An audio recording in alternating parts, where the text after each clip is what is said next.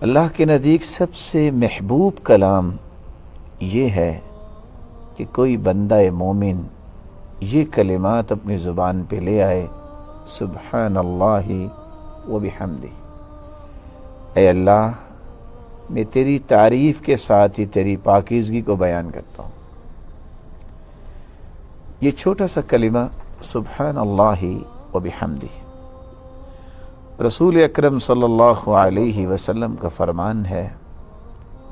جو شخص 100 مرتبہ یہ کلمہ کہہ دیتا ہے سبحان اللہ و بحمدہ، غفرت له ذنوبه وإن كانت مثل زبد البحر، اگر اس شخص کے سمندر کی جھاگ جتنے بھی گناہ ہوتے ہیں